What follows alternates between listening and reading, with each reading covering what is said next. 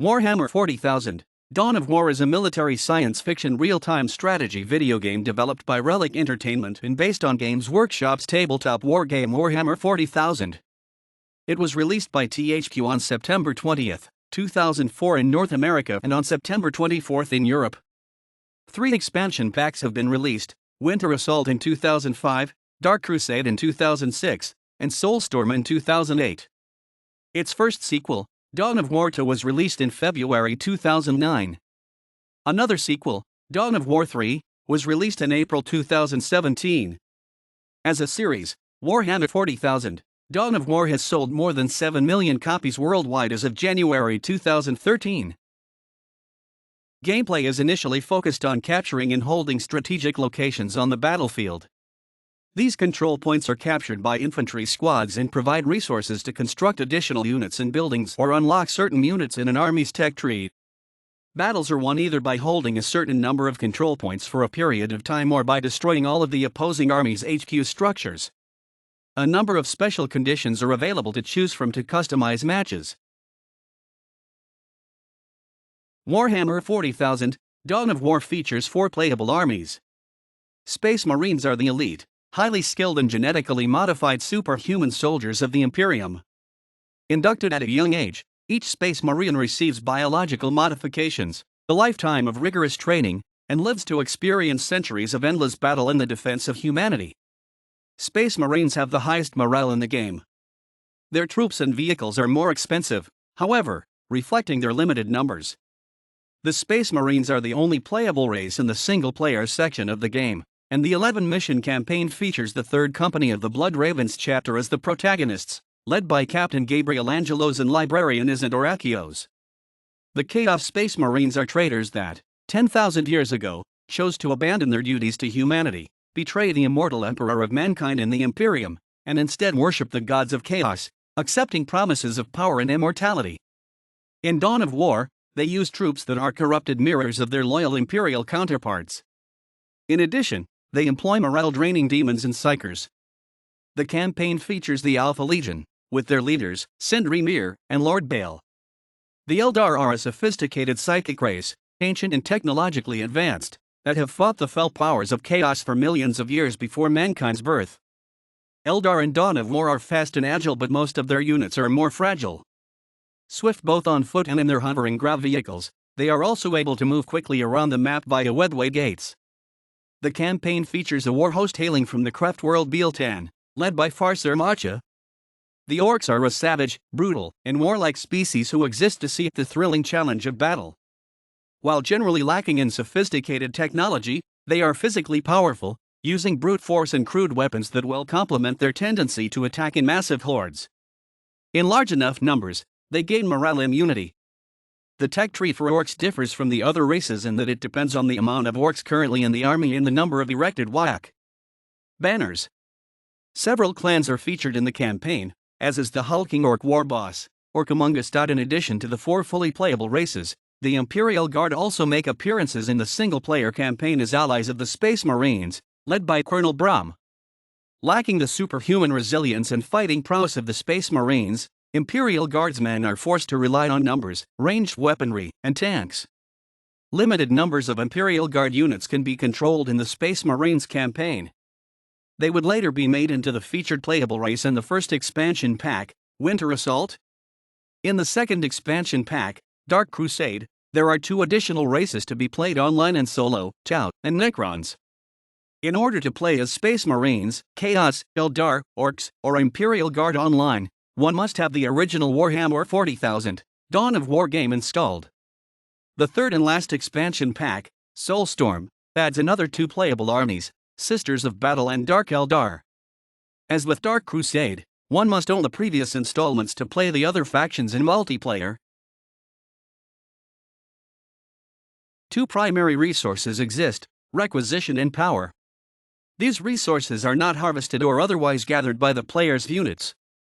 Instead, requisition is generated constantly by the army headquarters. The player can increase the rate at which requisition is acquired by using infantry squads to capture and control strategic points, critical locations, and relics on the battlefield. These points, with the exception of the critical location, can be reinforced with defensive structures called listening posts that also increase the rate of requisition accumulation. Though resources are unlimited, all sources of requisition will eventually decay, dramatically decreasing their supply rate. Power is gathered by building generators, which also decay over time and consequently produce less power. Additionally, some maps have slag deposits, upon which more powerful generators can be constructed to produce power faster. As the player progresses up the tech tree, reliance on power increases. In addition to these primary resources, the orcs also have orc resource. Orc resource is generated continuously by Wadak banners and is used up when creating orc troops and vehicles. The number of banners and the size of the orc population determines the orc's Wadak level, which in turn determines the technology level the player has access to. Infantry units are not given orders as individuals, they move and attack as squads. Most fully reinforced squads consist of about 8 individuals, although when they are first requisitioned, they usually have fewer. They can usually be equipped with special weapons and a specific leader, depending on the squad type.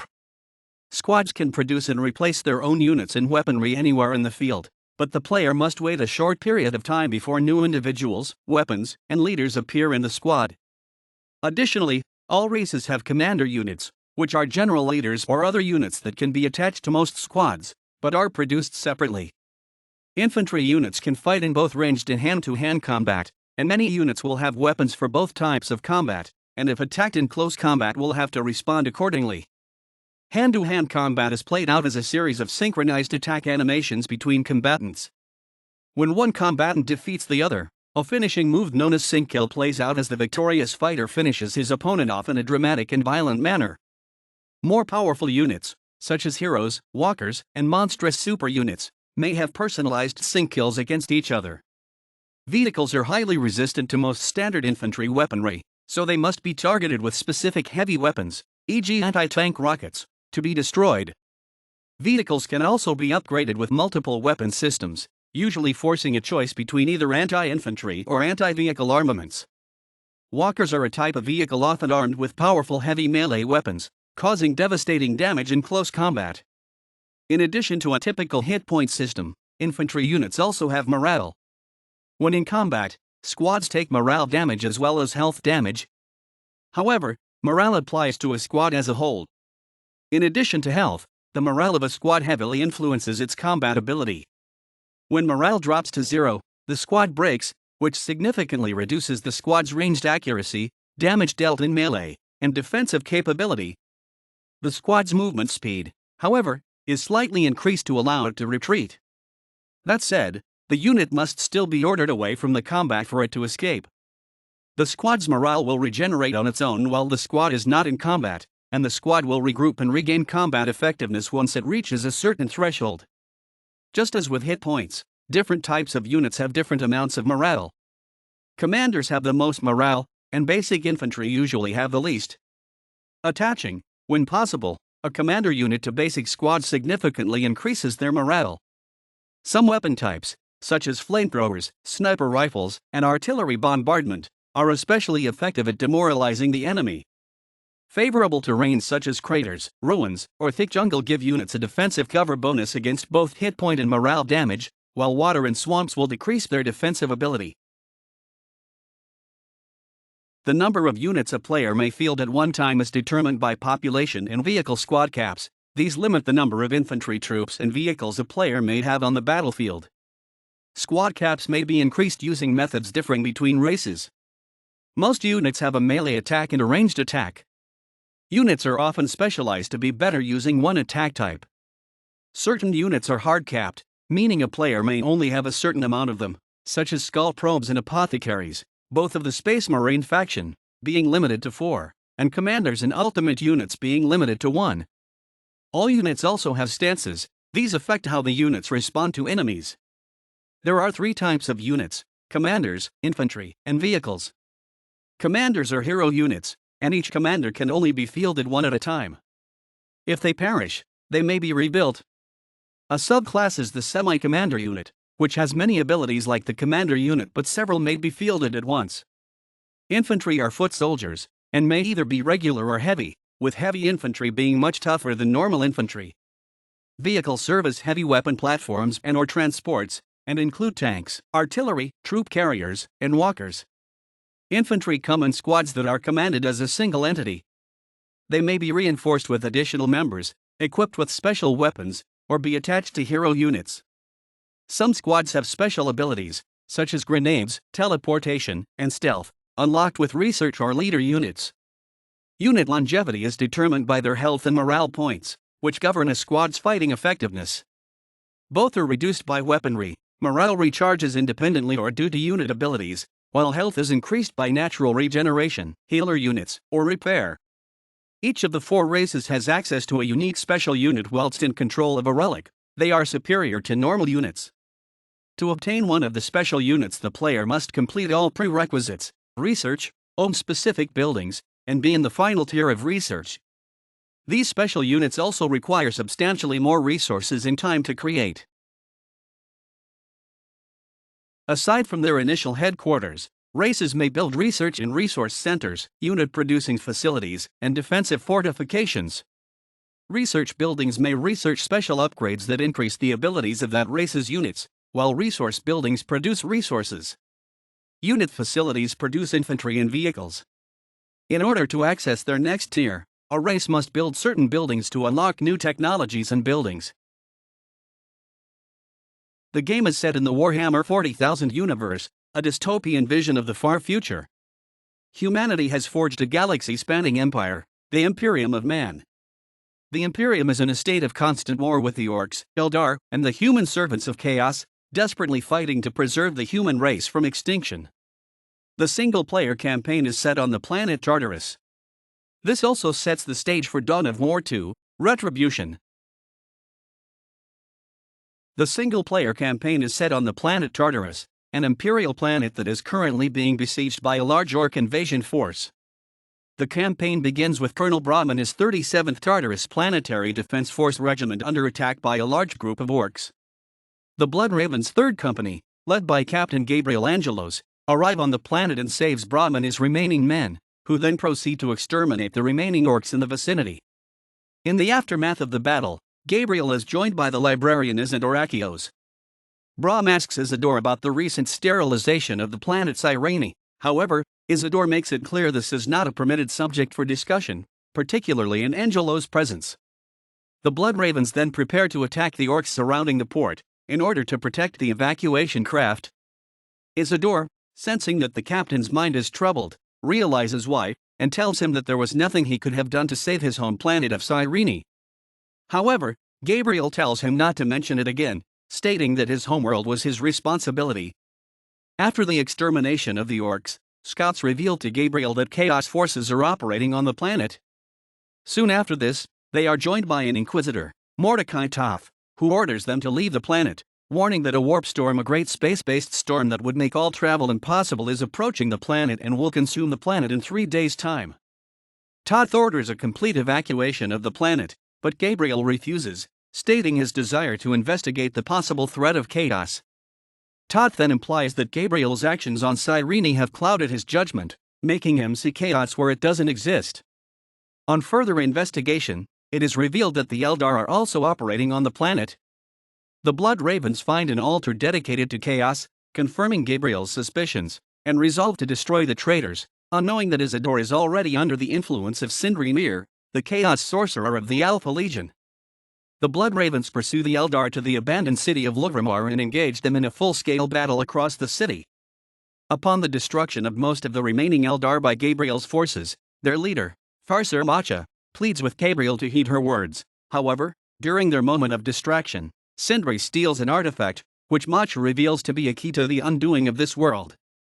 When Gabriel tries to inquire for more information, the Farser shows surprise at his ignorance, commenting that the Inquisitor keeps them on a short leash. Macha implies that Toth knows more than he is telling, and advises Gabriel and Isidore to ask him, before telling the Blood Ravens where to find the entrenched Chaos forces, stating that, thanks to the Space Marines, the Eldar are too weak to confront them. After a pitched battle with the forces of the Alpha Legion, including traitorous Imperial Guard regiments who have been corrupted by chaos, Gabriel and Isidore confront Toth in the ruins of an Imperial temple. He reveals that the world is cursed and bears an artifact of chaos, the Maledictum, a stone that contains the essence of a daemon. The forces of chaos now bear all that they need to unearth it. Toth also explains that the Eldar were fighting to protect the stone, as it was they who imprisoned the daemon in the stone originally. Toth comments that as chaos's oldest enemy, the Eldar see themselves as the only capable defense against its influence. And we have paid for their arrogance. Toth also says that the power of the Maledictum is enough to turn a faithful and drive men mad, having already corrupted much of the population of Tartarus and the Imperial Guard, as well as affecting the Blood Ravens somewhat. Toth explains his insistence the Blood Ravens depart was to protect them from being tracked on the planet with the demon by the coming warp storm. Gabriel and Toth form an alliance and make plans to find and destroy the Maledictum. However, Isidore is completely overcome by the temptations of Sindri and Chaos, and resolves to steal the Maledictum for himself. While the Blood Ravens and the remaining loyal guardsmen are busy exterminating the army of Lord Baal, including the Chaos Lord himself, Isidore seizes his chance and steals the Maledictum. Inquisitor Toth then reveals that he had known that Chaos was corrupting one of the Space Marine commanders, but he had suspected Gabriel and they had paid the price for his error. In the face of Isidore's betrayal, Gabriel pursues him in an effort to bring him to justice. The Blood Raven forces are successful in destroying Isidore's troops and Gabriel challenges Isidore to a duel. Isidore holds the upper hand at first, taunting Gabriel about his weakness and guilt over what he did to Cyrene, but Gabriel finally lets go of his guilt, replying that he did the right thing to stop the taint on Cyrene spreading further. Goaded to fight back, Gabriel eventually defeats Isidore. Beaten, Isidore pleads Gabriel for forgiveness and a chance to redeem himself. Gabriel tells him, "If redemption is what you seek, then that is what I will give you," before shooting him in the head with his bolt pistol, using him as an example to his men about the fate of traitors. Meanwhile, Sindri had attempted to use the power of the Maledictum for his own ends, transforming himself into a daemon prince with the stone's power. Inquisitor Toth bequeaths the daemon hammer, God Splitter, to Gabriel, since he feels that it is Gabriel that will end this battle and not him. They then, with the Blood Ravens and the aid of the remaining Eldar forces of Farsir Macha, attack the Chaos forces, eventually killing Sindri. The final scene sees the Eldar and Blood Ravens standing around the Maledictum. Despite the warnings of Farsir Macha, who begs them not to destroy the stone, Gabriel obeys Inquisitor Toth in his own judgment, and destroys the Maledictum with God Splitter. The Eldar forces then retreat after Macha prophetically warns Gabriel that he has doomed them all. Inquisitor Toth and the Blood Ravens leave to be evacuated. However, Gabriel stays behind, and encounters the Daemon of Khorne which he unwittingly released from the Maledictum. The Daemon lets Gabriel and his men leave safely as thanks for its release, but not before informing Gabriel that the planet was actually an altar to the blood god, Khorne. In fact, the Orc invasion had been pre-arranged by Sindri, who sought the release of the Daemon of Khorne through the spilling of blood upon the planet. Every death had been a sacrifice toward the Daemon's release, in which Gabriel's contributions were many and magnificent. The Daemon acknowledges that, if he had been released much earlier, he would have been much easier to destroy. The Daemon then tells Gabriel to flee, and to know that soon he would come to claim them all. Gabriel then vows to destroy the Daemon, before following after his departing men. The base game has 3 expansions, all available in DVD format and on Steam. Each expansion adds substantial additional new content to the game, such as new factions, maps, and units. For the latter standalone expansions, users are unable to play any factions in multiplayer other than those added by the expansion itself. In chronological order of release, these expansions are Winter Assault, Dark Crusade, Soulstorm. Cumulatively, the expansions add 5 new factions to the game's pre-existing selection of 4, making for a total of 9 factions to choose from, along with adding dozens of new maps, tweaks, etc. The Game of the Year edition was released on September 21, 2005 in the US and on September 23 in Europe, containing 4 exclusive maps. Later, the Game of the Year edition and Winter Assault were bundled in the Gold edition in the US, released in March 2006. In November 2006, Dawn of War and its first 2 expansions were released together as the Platinum Collection in the USA or as the Dawn of War Anthology in the PAL regions. More recently, in March 2008, all 3 expansions along with Dawn of War have been released as the complete collection. The Game of the Year version was the final title to be added to the Humble THQ bundle, and could only be unlocked by paying more than the average price. In addition, a series of 3 novels was released by Black Library and later released as a single omnibus volume. By early 2009, Dawn of War and its expansion packs together had sold 4 million copies. Dawn of War received a Silver Sales Award from the Entertainment and Leisure Software Publishers Association, ELSPA, indicating sales of at least 100,000 copies in the United Kingdom. Upon release, the critical response to Warhammer 40,000, Dawn of War was on the whole positive. It was congratulated most frequently for its varied and balanced factions and units, its polished presentation, in particular the high quality of unit animations, and the user interface. One of the first reviews was by IGN, who awarded the game 8.8/10, in particular praising the large level of graphical and animation detail. They also cited the skirmish and multiplayer as one of the game's strongest points. GameSpot came to similar conclusions, in particular praising the game's presentation and audio. Conversely, an area of the game that drew criticism was the single-player campaign, which many reviewers found to be too short and unchallenging. Another area of weakness identified was a lack of originality in the gameplay.